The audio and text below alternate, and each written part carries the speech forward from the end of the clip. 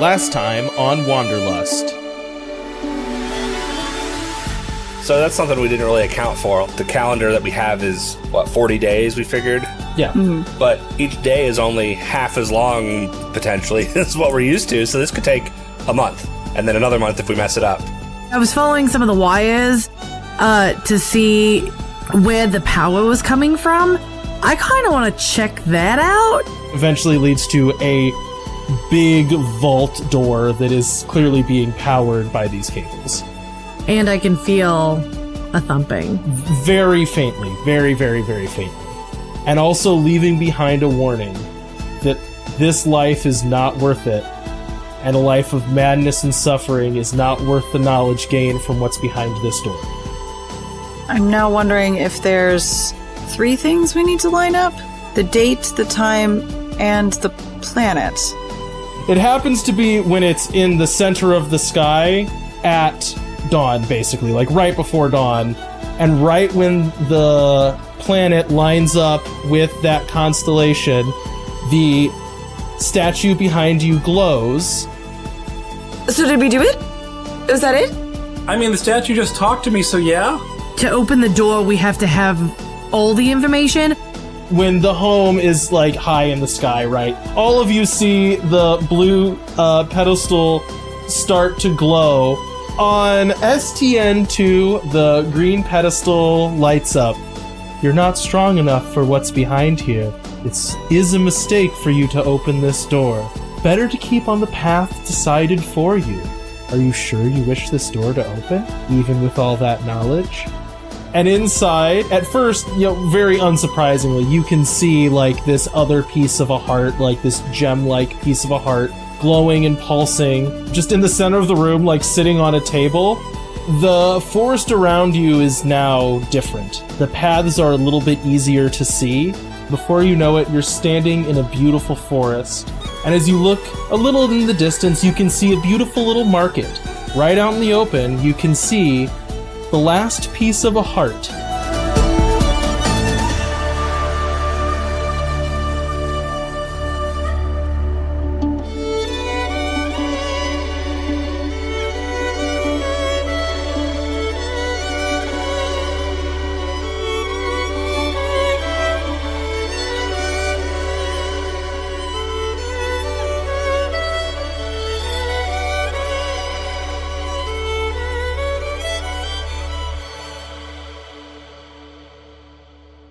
Yeah, my brain stopped, but I am going to say from now on, it should be a rule that we all listen to the song Let's Get It Started every time we start recording. That needs to be what's playing for everybody, just to set a mood. I don't think that's the right mood. It is. I guarantee you it is. You're all in this cute little cottage environment, and Let's Get It Started by the Black Eyed Peas is playing. We truly live in the future. Which version, though? The version that we actually know that was played at like every basketball game ever, or the version that they had to censor because it was dumb and they used a bad word? The one from Hot Tub Time Machine? Which is the one where Doug Judy's playing it. His name's not Doug Judy, but I think of him now as Doug Judy because of Brooklyn Nine-Nine. This is off to a great start. This is off to a great start. Anyway, do you want to start it for real? I was about to!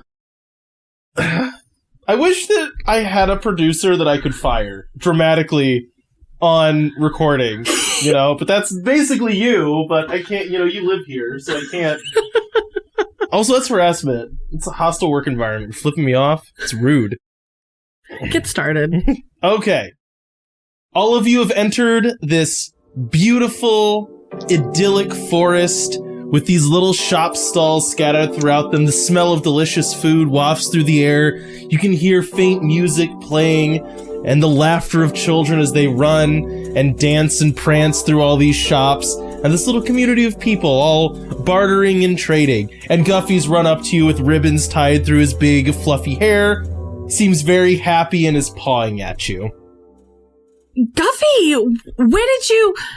How did you? And Estelle's like, rubbing his neck and petting him. I know more than you could ever imagine, Estelle. You can talk? I have become awakened. I will say I did actually have the thought of, like, maybe Guffy talks to this world. I was like, no, that would be completely crazy. But, you know, I did think about it, and it occurred to me. So the heart's just sitting there, but I feel like everyone being around makes it more complicated. Sorry, yes, the heart is, like, clearly in a shrine. You guys can hear it and see it, like, beating right there. It perfectly would fit in and make, like, a anatomically correct looking heart in this little pendant that you have. I forgot to reestablish that upon starting. Thank you, Zach. Is anybody, like, running after Guffy? Was there anybody, like, messing with him or that he was playing with? Like, when you walked in, there was definitely, like, he was just kind of, like, dancing around with the kids, you know? Okay. What a good doggo. Okay, so I do have some questions that I forgot to ask you, Cody, when we were going between worlds. Mm-hmm. Okay, so one, do we still have the physical, like, gems that we've taken from the last two worlds? Yes. Okay, do we have, like, the whole part of it or, like, a piece of it? No, you have the whole thing. We have the whole thing. Okay, no, you don't have, like, an essence of it or a fraction. No, it's like the whole piece, yeah. Yeah, so it's like we grabbed that, we took that whole thing with us. If we had looked back while we were in the branching area, after we took those gems, did the paths disappear? Or were they still there? You would not have been able to find them again. We would not have been able to find them. So, like, not like you did originally. They would have been as hard to find as any of the other branching paths. Okay.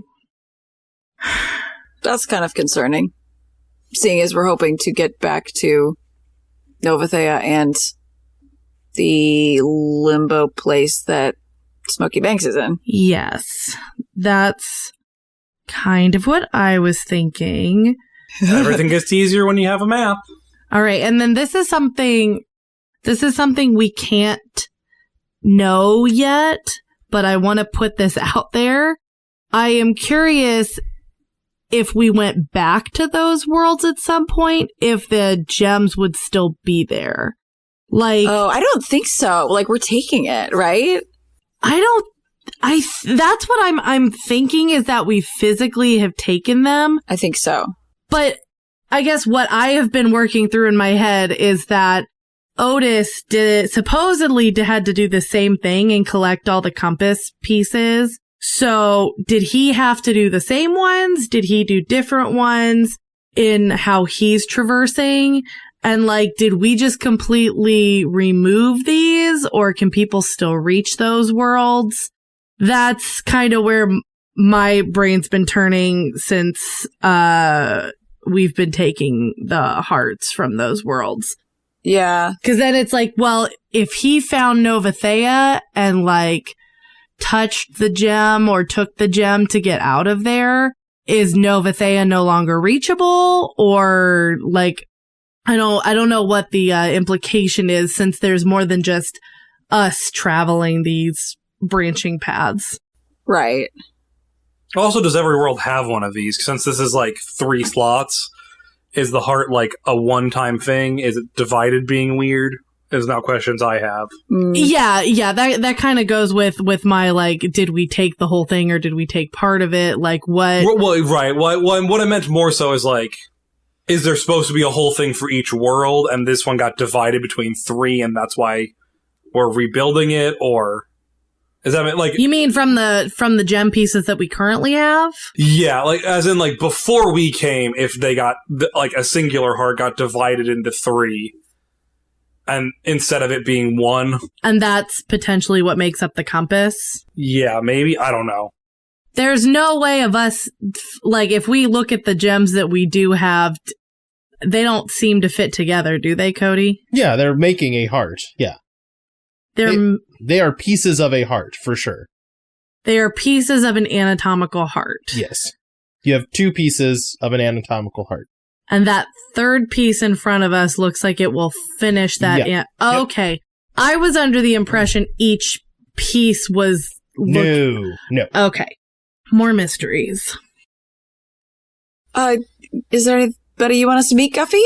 Guffy's a dog. You know. He doesn't, take us back to anyone? I see all now. There are many friends I would like you to meet. You say that to Guffy, and his mouth just kind of opens, and then he just kind of leans his head on you. Okay. Because he doesn't speak English because he's a dog. I wasn't expecting him to speak English at me. I was expecting him to lead me somewhere. Did we establish what the people here look like? I didn't. They are, they're not, taller than you, like the other things, or significantly shorter, just, average height people, you know. Seem like a little bit weather-beaten, you know, they're a little bit, if you ever seen, some, what's it called? You know, some, real Woodstock-looking hippies, you know, they've been rained on for a couple days. Kind of that look. Welcome to Woodstock, everybody. You heard it from Cody. We have 2 of the people from the last world with us. Yeah, you do. You do have an incredibly old man and a robot. Would either of those seem concerning? Do we appear out of place? Well, you don't look like them. Yeah, no, definitely you look weird, but they don't seem, concerned yet. You're not, in the middle of them, right? No one's, staring at you, but, you know, you're on the outskirts. Okay. I'm not forcing, what I'm saying here is I'm not forcing, you don't have to, no one's, running at you with a spear right now. You get to kind of choose how you approach this. So you just go up and talk to them? Because I feel like just taking the heart, which I think they're at the thriving part right now, would be at least in poor taste. That seems fair. Lead the way. Yeah, I think maybe if we try to talk to someone who's more in charge, and maybe we can get more information from them about the gem, and then maybe convince them that it's leading to destruction potentially, and maybe that'll help us get a hold of it. Cool. I go up to a shop. What kind of shop you looking for? The first one? You know, give me a descriptor of what kind of shop you're looking for. Respectable. Yeah, that's what I'm asking for here. Fun. Okay, yeah, so you go up to a shop. It's clearly being run by, someone who's maybe, 12 years old. He's, looks a little scruffy, you know, and a little shifty. And he's selling, vials full of, various bright colored liquids that are, semi-luminescent. Oh, new arrivals, I see. Well, I'm glad that you have decided to come to Montgomery's Emporium of all kinds of vials. Now, I'm a serious business lad, and I deal only in cold hard valuables. We get a lot of visitors, so it's hard for me to nail down a currency, but show me what you have to trade, and I can heal any malady, give you superpowers, guarantee you the best night's sleep of your life. Look at how they glow, and he, gestures at his glowing vials. How much can we get if we give you that guy? I point to Lance.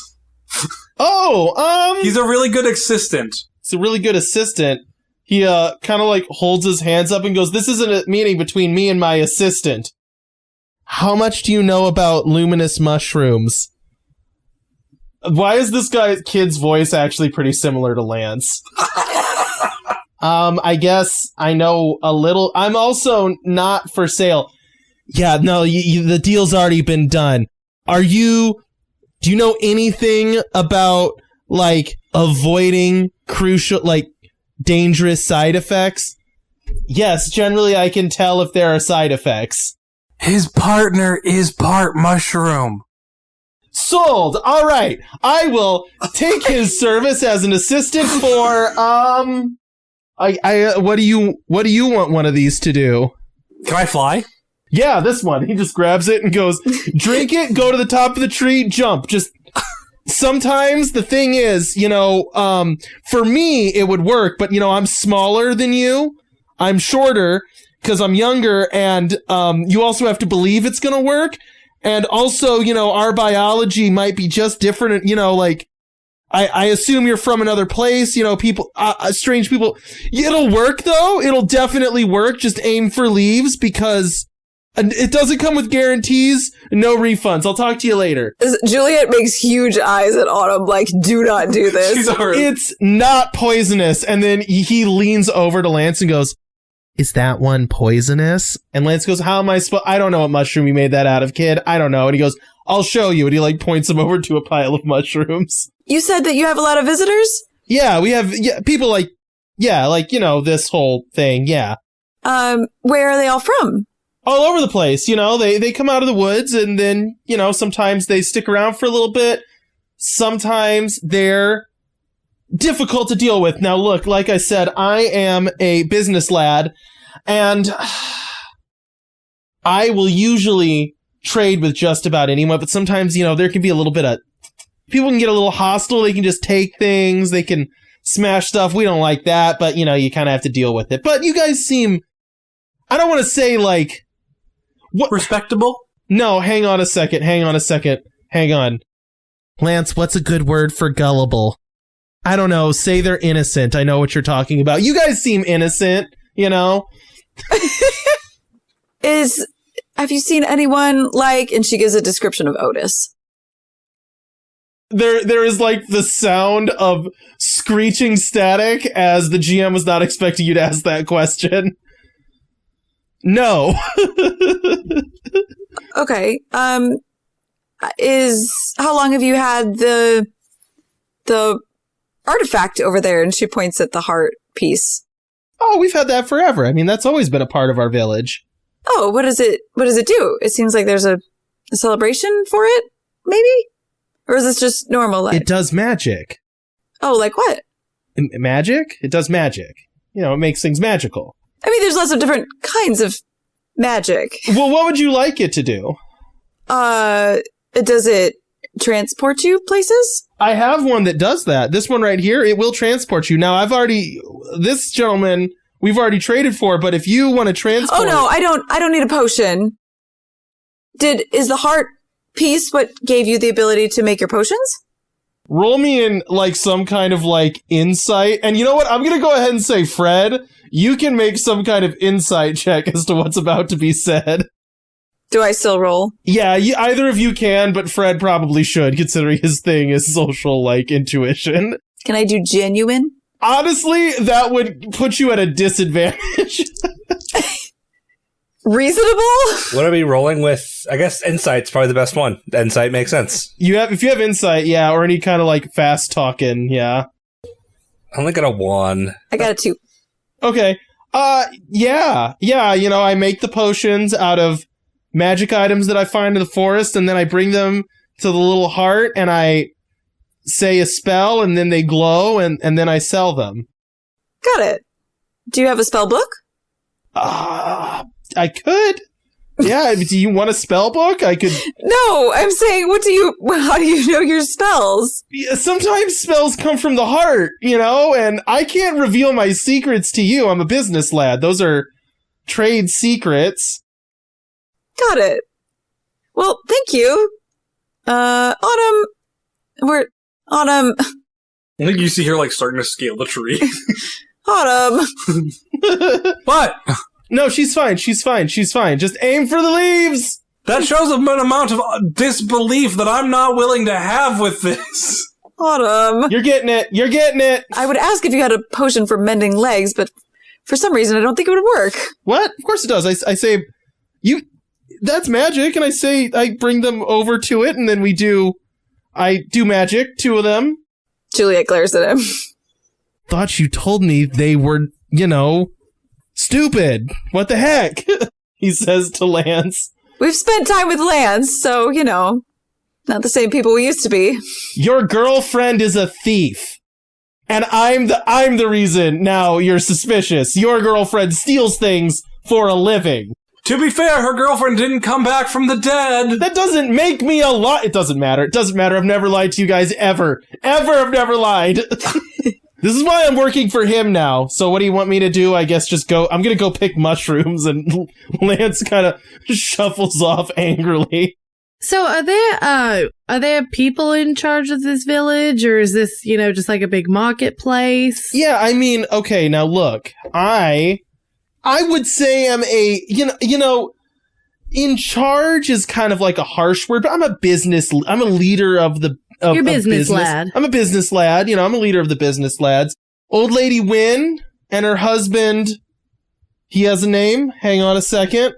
Mr. Old Lady Wynn? Old Lady Wynn and her husband Strongham, they're kind of like, they're in charge, Strongham's the strongest guy in the village, so he's kind of like our village champion, If anything gets too rowdy, he takes care of it. Do they have their own market stall, or are they just usually patrolling? Oh, yeah, so, Strongham, he's a butcher, so like, just look for the big guy butchering meats. And then Old Lady Wynn, she usually just watches the kids, she's just around watching the kids. She's the one that looks like she would yell at you if you tried to sell sketchy mushroom potions out of your parents' stall. Okay. I can't imagine she's ever come over here. We have an arrangement, I slide her information, couple of coins on the side, she looks the other way. I see. Well, thank you so much for your information. Jump! You'll fly, probably! I'm not jumping. Now, look, I'm gonna level with you here. I'm gonna have you make a roll. And if you roll well enough, there is a roll where you can roll well enough that you will fly. All right, now I have to do it. Is that skill or luck, though? What are we rolling for here exactly? That's a great question. What skill do you want to roll to activate a not magical potion? Well, have you guys read Hitchhiker's Guide to the Galaxy? No. Flying is easy. All you have to do is throw yourself at the ground, but then miss. Yeah, exactly. Just miss the ground. I don't have a good enough skill for this to try this, man. Just know in your heart, there is a very real possibility for you to make this. You tell me what skill you want to do, and I'll say if it's okay. The one I want to do is athletics, but I don't feel like that is actually what I'm doing. What are you actually doing? Okay. No, just listen. Become the character, alright? Do you think that Autumn, after drinking this potion, thinks that what would let her fly is her physical prowess? If the answer is yes, I will let you have it. Just answer honestly. I think the answer is yes, because I think she'd think it's now an innate ability she has. Then let's do it. Roll the dice. Oh, good. This is amazing. I got a 6. Autumn stands like an eagle, right? Leaps. And as soon as Autumn jumps, the kid just goes... like, you hear an audible hiss sound as Autumn plummets towards the ground, like wind whistling in her ears as she has, like, a vivid memory of jumping off another cliff one time and basically dying. She, like, thinks about the girlfriend / fiance that she's leaving at home as her fragile skull plummets towards rocks, and whoosh, she takes gentle flight and glides around the market, coming to a slow stop right in a gaggle of children who are all clapping and screaming. He just goes, "Ha! See, that one did work. That one did work. I don't remember which mushroom it was. That one worked. I'm not sure which one it was. Lance, I think it was a green one. Bring me all the green mushrooms. We're going to start eating them." I like that I did put Lance as an assistant to someone Lance would find more annoying than Autumn.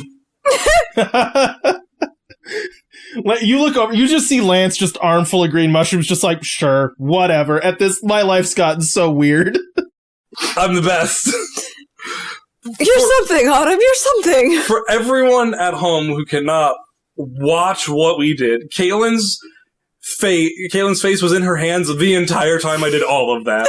From saying I'm gonna actually jump until through Cody's description, Kaylin was just like, why is my husband doing this?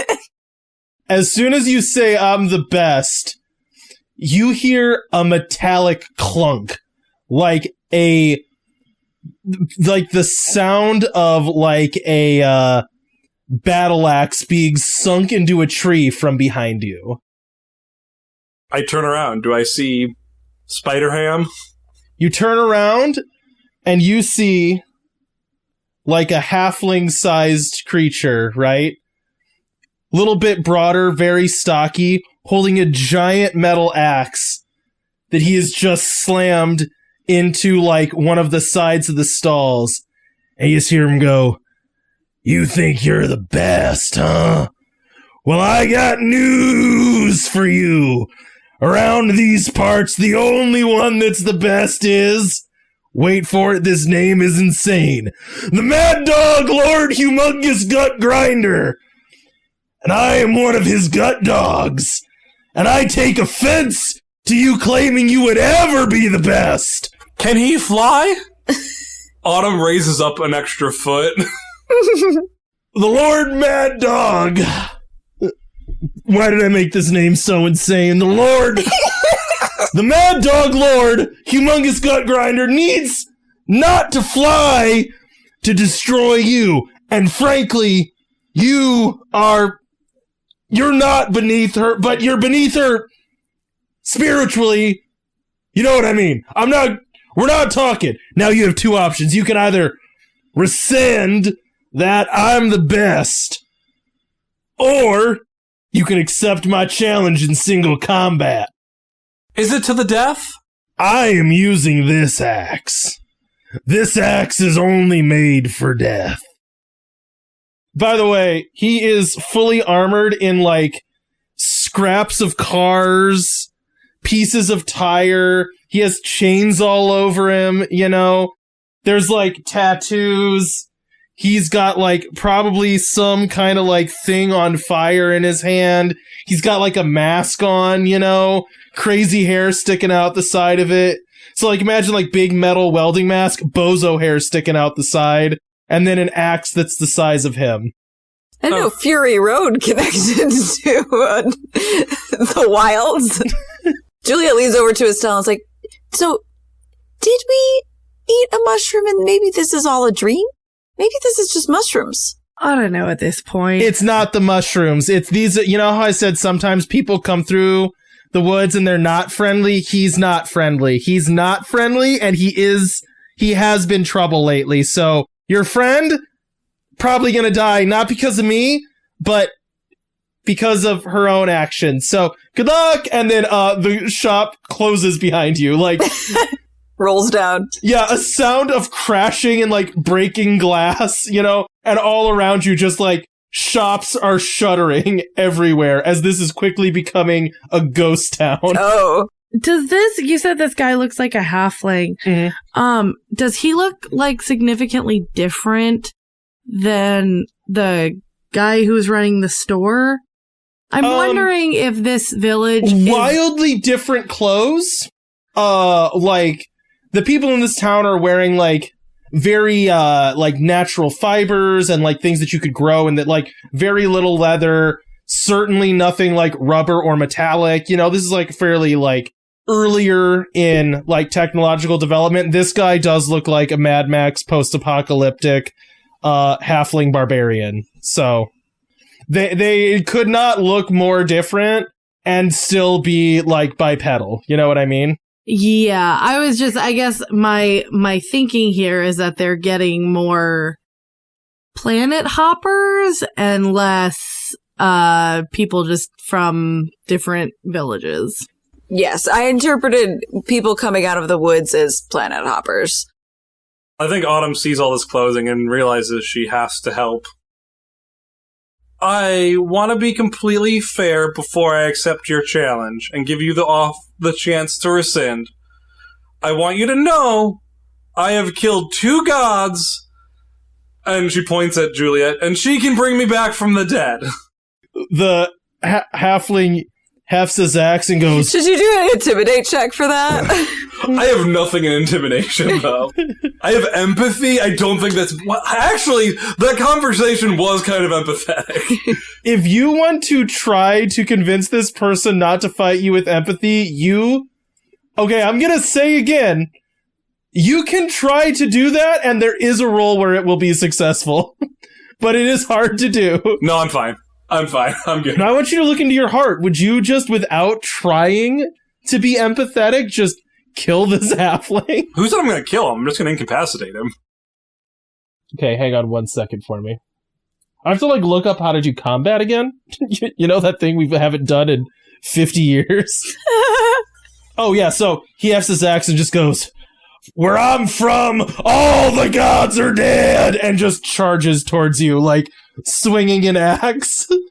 So, I think typically, right, I'm not going to make us roll for initiative, but you can just make the first attack here. Cool. Can I try to hook his axe with my spear? Yes. Do you want to be creating an advantage, or do you want to be attacking? I want to be creating an advantage. My goal is to then raise, since I can fly, just fly up while his axe is hooked, so either he's 10 feet in the air, or has to let go of his axe. Okay, I'm gonna level with you. I did not envision you being permanently able to fly. So, no. You can try again. It's not gonna be easier. That's fine. Alright, so create the advantage. What does a 7 get me? Okay, so you hook his axe. Now, you need to overcome an obstacle, so just roll me, and I know what this is going to be able to fly with a potion made by a charlatan 10-year-old who was lying about magic. Okay, so but I get a free invoke of my thing, right? Because you made an aspect. I made an aspect, so I get a free invoke of my thing, right? Yeah, you do! Yes! Technically, yes! What does a 10 get me? Gosh darn it! So, I want you all to understand... I hate playing games with you guys.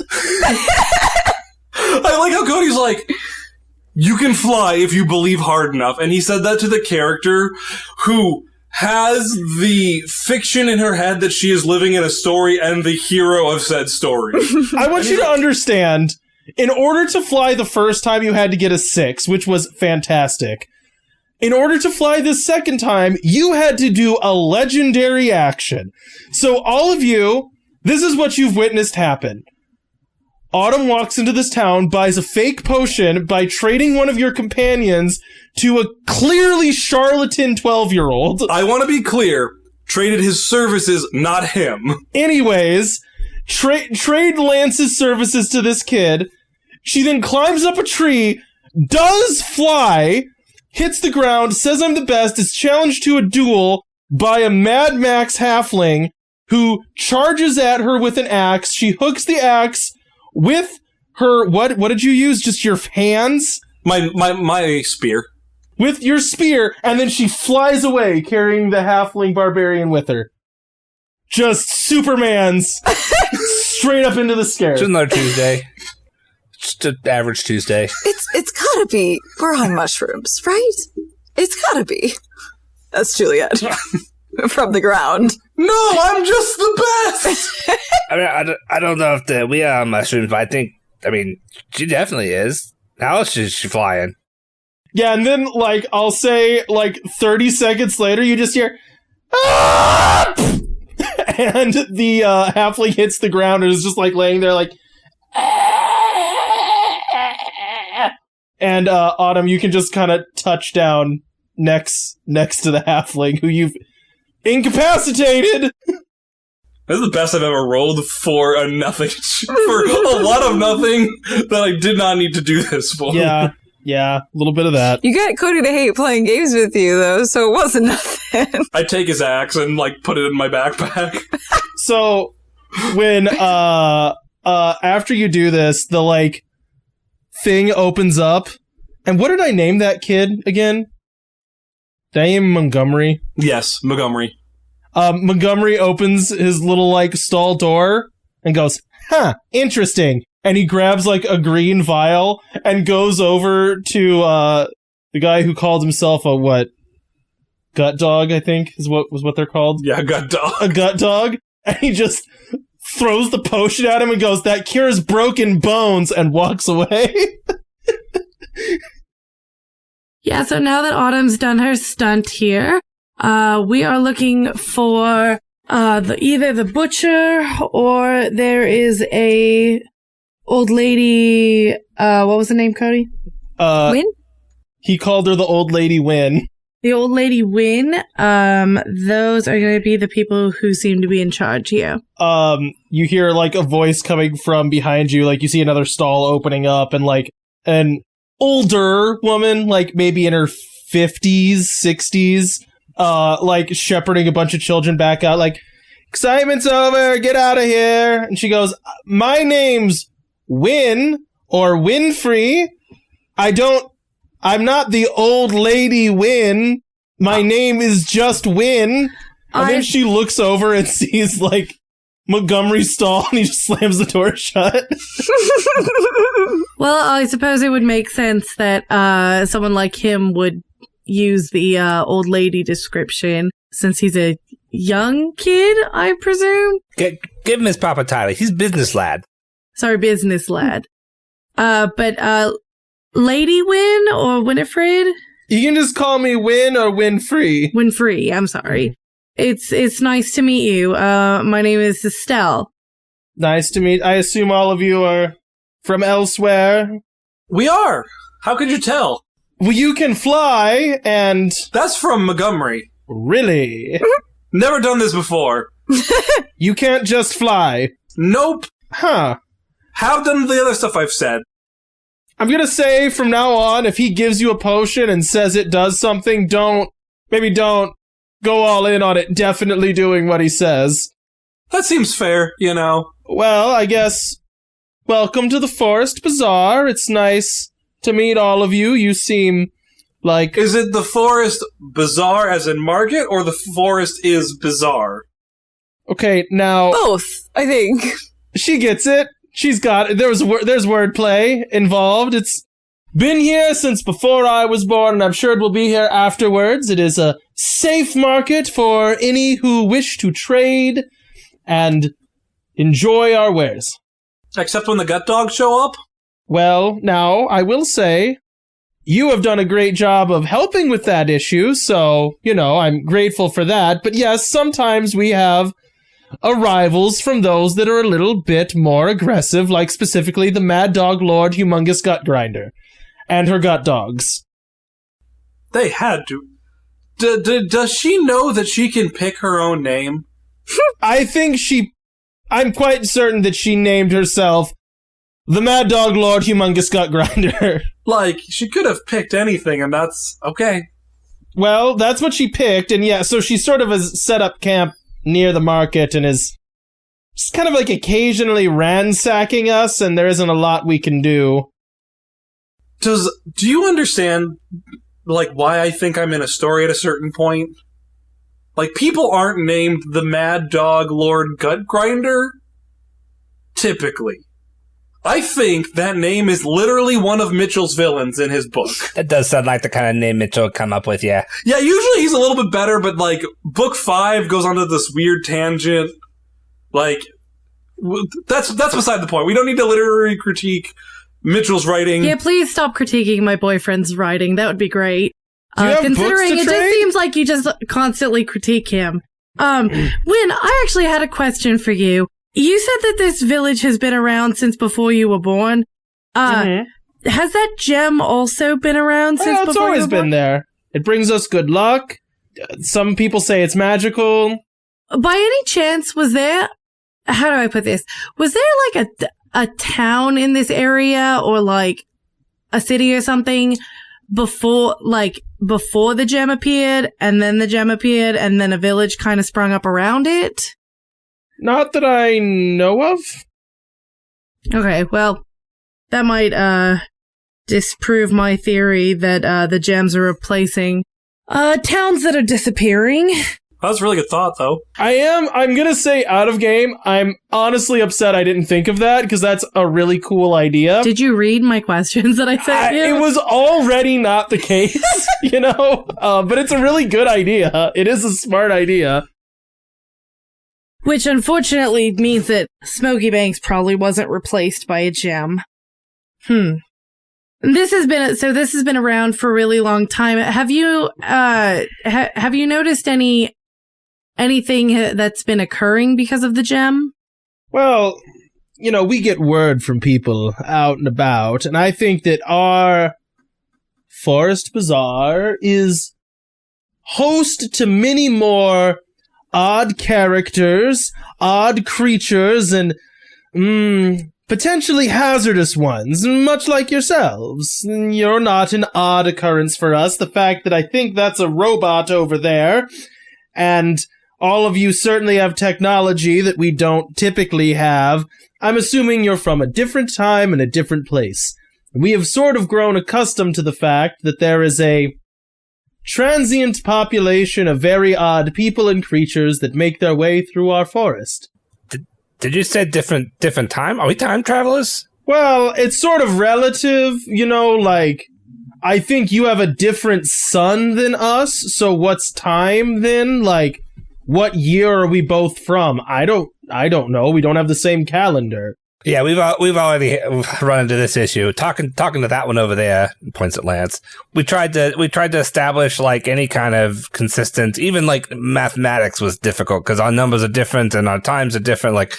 We tried to figure out how long a year is, and he's like, "Well, our year is 10 Flurbons," and we're like, "What the heck is that?" I'm guessing he made that up to mess with you. He might not have, but. No. What I mean is, we've dealt with enough travelers that there's never any, we can't nail it down. I guess I would say some of you have certainly invested a great deal more in advancing technology and certain types of knowledge. How well do we know our own history? Very. Extremely well. Okay. Yeah. Well, I mean, we used to be very technologically advanced, but then kind of everything went to shit, and now we kind of live a lot more simply. Well, that's a common thing that we've heard from a lot of people. That can happen. Sometimes it doesn't, but for us, we just, we have what we need. We have some amount of agriculture. We've figured out certain remedies for most things that are not mushroom-based by a child, and other than that, we trade for things that we don't have. Have you ever tried flying with one of his potions, though? I mean... No. So, what does the gem actually do? Is it... Have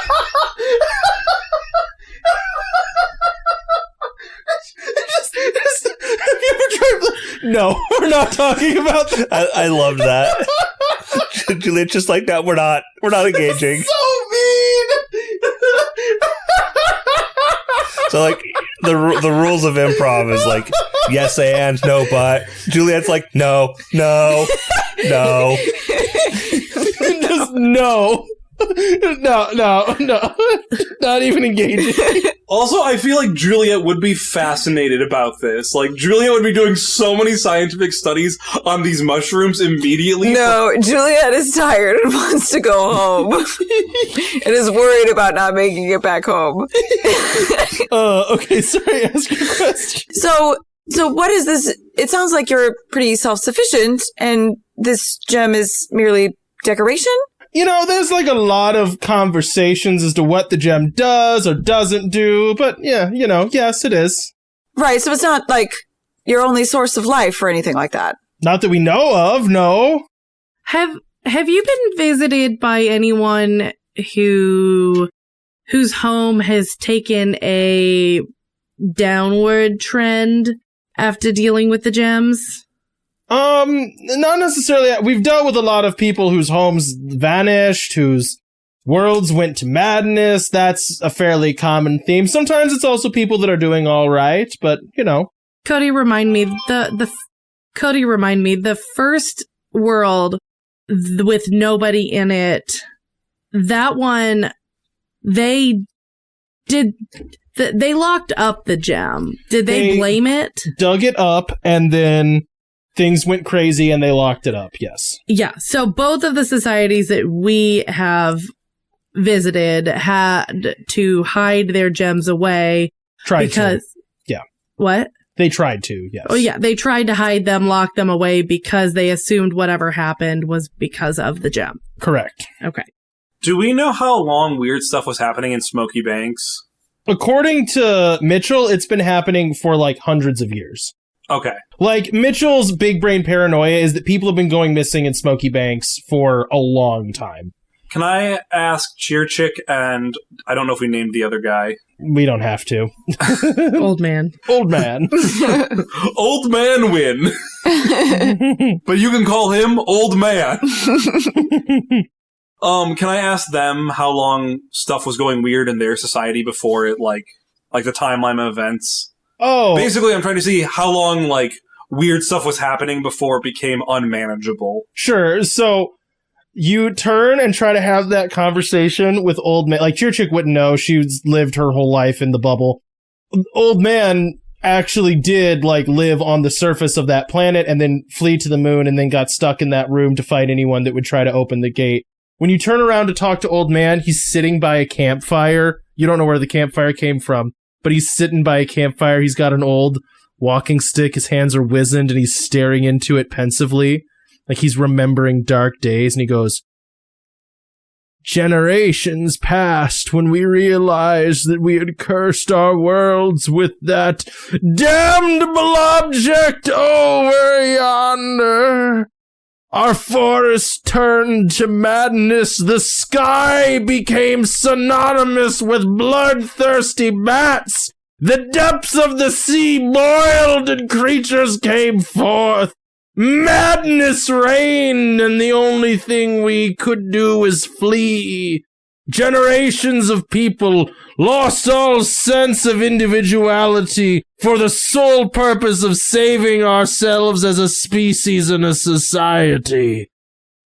Or I guess you can have a colorful bazaar in the woods." And then, like, the sun lightens and the fire kind of dims a little bit and you're back to talking to, what's her name? Win. I guess I tried the bizarre thing, but okay. Well, I think we should help out with Lord Mad Dog Gut Dog the Fourth or whatever. Right? Or am I the only one feeling that? And just remove them? Remove her? Oh, could you kill her? Like, would you be able to just, if you could just, like, kill her, like, just... I have a strict only evil gods policy. She's kind of that, in a manner of speaking. Yeah, you say that? I'm speaking very literally. If we were to make it so she was not here bothering you anymore, would we be able to trade out the gem and take it with us? The one that sits in the center of town? Yes. Our most prized possession? Yes. The, like, center of our culture? The purely symbolic, in name only center, yes. No, I know what it is. Yeah, no.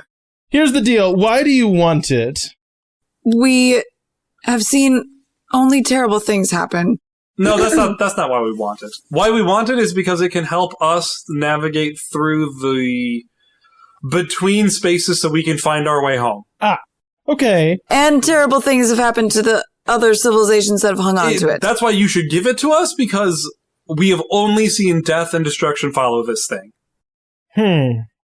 Death and destruction does, in some ways. I mean, we, like, you know, this is not the first time that we've had malicious people come through our forest, and if you're saying you think it might be because of this gem, I could see it. It's just as reasonable of an explanation as anything else. If you think it will help you, I could be amenable to a trade, but we will need a fairly permanent solution to this whole issue with the Mad Dog Lord Humongous Gut Grinder.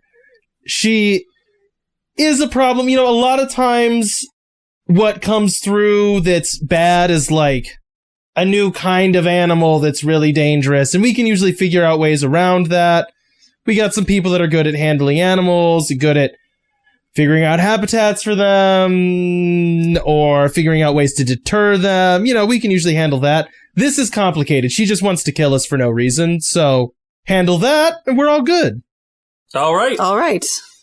Which direction is her camp? Just follow the footprints and the ruining to the grass and the cutting down of trees and the smell of fires. You can, like, see there actually is, like, a plume of smoke in one direction. So how do you feel like adding to your streak, Autumn? Don't think we have much choice. Could you also, could you take him with you? And she, like, points down at the gut dog that's still, like, groaning on the ground. Have your bones been fixed by the potion?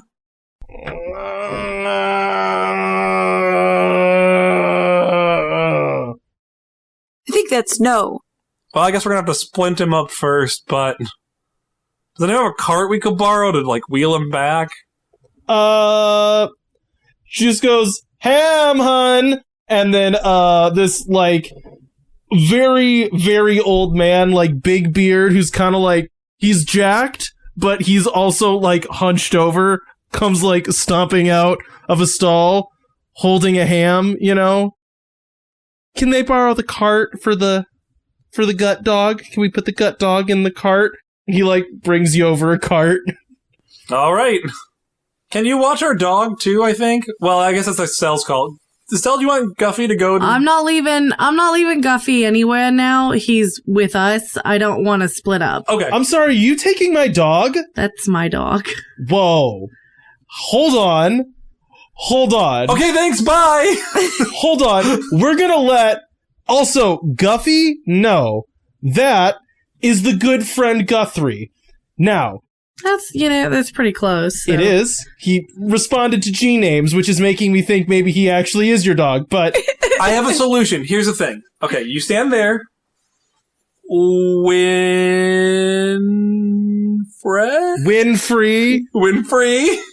Estelle, you stand over there. I'll put Guffy in the middle. Hi, Guffy. I love you so much.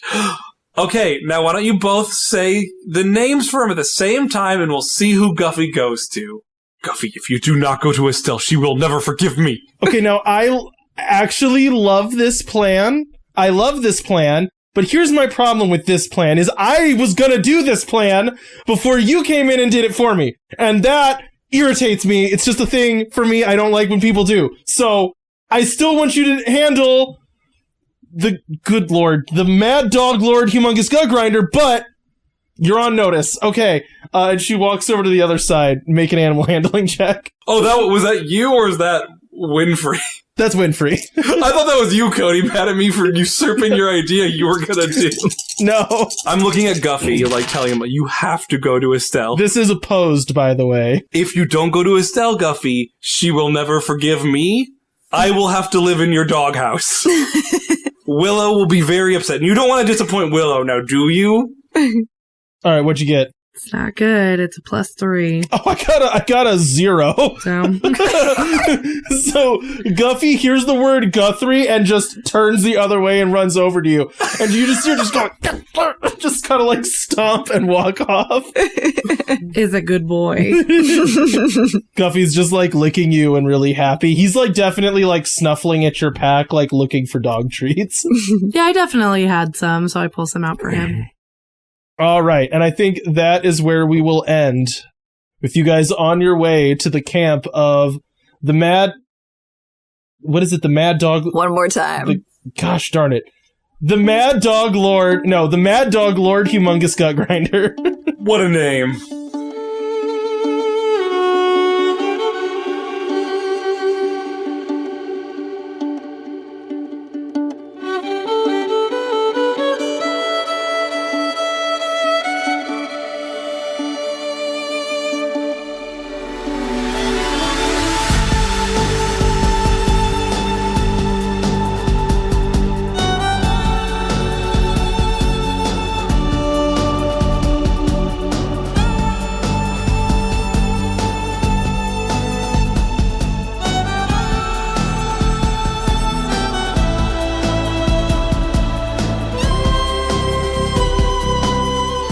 Thanks for listening to this episode of Wanderlust.